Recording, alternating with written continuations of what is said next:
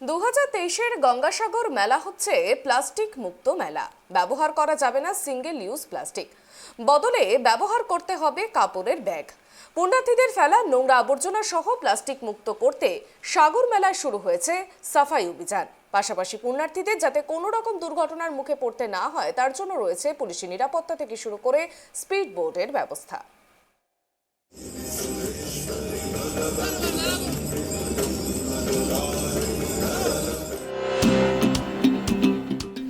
Corona পরবর্তী পরিস্থিতিতে প্রায় কোনো রকম বিধিনিষেধ ছাড়াই এবছর আয়োজিত হতে চলেছে গঙ্গাসাগর মেলা।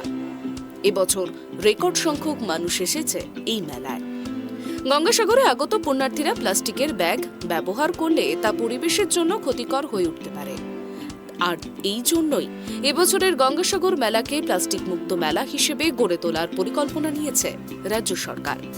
সম্প্রতি নবান্নে আয়োজিত প্রশাসনিক বৈঠক থেকে মেলাকে পরিবেশ বান্ধব করে তোলার বিষয়ে জোর দিয়েছিলেন মুখ্যমন্ত্রী মমতা বন্দ্যোপাধ্যায়।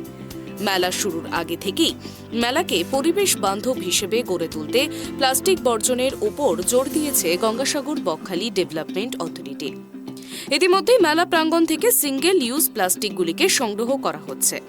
সমস্ত ব্যবহারকারীদের মেলার দিনগুলিতে পুণ্যার্থীদের কাছে প্লাস্টিকের ব্যাগ দিতে বারণ করা হয়েছে, বদলে কাপড়ের অথবা কাগজের ঠোঙা দিতে বলা হয়েছে। ফলে মেলার দিনগুলিতে কার্যত গঙ্গাসাগরে পাওয়া যাবে না প্লাস্টিকের ক্যারি ব্যাগ। इस बारे में कि कैसे खुद को साफ रखना है और कैसे प्लास्टिक का व्यवहार नहीं करना है।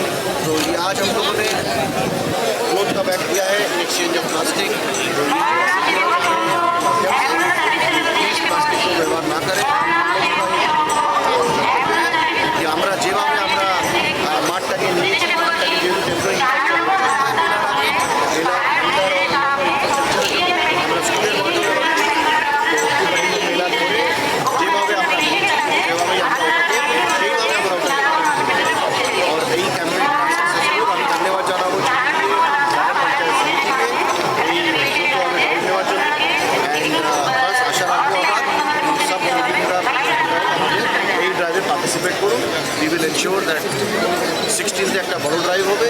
তো এটাই ড্রাইভ, যত বেশি মানুষ এখানে কিন্তু পার্টিসিপেট করবে নিজেদের ক্যাম্পেইন হিসাবে তত বেশি সাকসেস হবে। এদিকে পরিবেশ বান্ধব গঙ্গাসাগর মেলা করতে তৎপর জেলা প্রশাসন। বুধবার সন্ধ্যায় 2 নম্বর রাস্তায় স্নানঘাটের কাছে গ্রিন ক্লিন গঙ্গাসাগর মেলার উদ্বোধন করেন জেলা শাসক সুমিত গুপ্তা। উপস্থিত ছিলেন সুন্দরবন উন্নয়ন মন্ত্রী বঙ্কিম হাজরা। জেলা শাসক জানান, পরিবেশ বান্ধব মেলা করার জন্য একাধিক পদক্ষেপ করা হয়েছে। সমুদ্র তট সহ মেলা প্রাঙ্গণ সাফসুতরা রাখতে প্রায় 5000 স্বেচ্ছাসেবক নিয়োগ করা হয়েছে। প্রশাসন সূত্রের খবর, মেলা চত্বর প্লাস্টিক মুক্ত করার চেষ্টা হচ্ছে।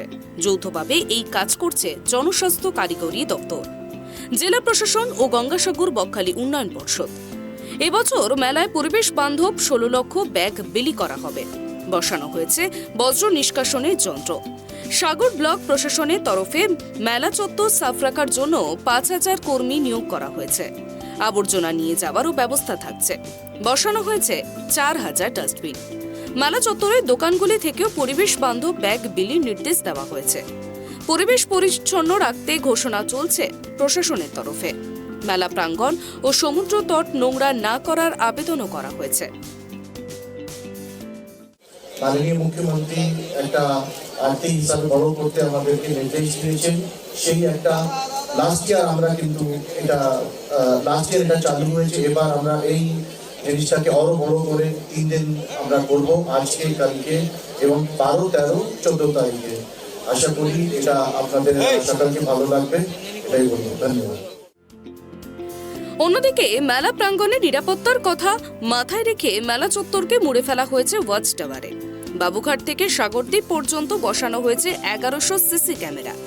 ড্রোনের সাহায্যে আকাশপথে ও স্পিড বোটের সাহায্যে জলপথেও চলবে নজরদারি। প্রশাসন সূত্রের খবর, এবারই প্রথম গঙ্গাসাগরে আসা পুণ্যার্থীদের হাতে তুলে দেওয়া হয়েছে রাজ্য সরকারের বিশেষ শংসাপত্র। যতদূর চোখ যায় সাধু সন্ত পুণ্যার্থীদের ভিড়। হাড় কাঁপানো ঠান্ডার মধ্যেও জলে ডুব দিয়ে পুণ্য সঞ্চয়। সাগর মেলা মানে এই চেনা ছবি। 8ই জানুয়ারি থেকে 17ই জানুয়ারি পর্যন্ত চলছে এই গঙ্গাসাগর মেলা।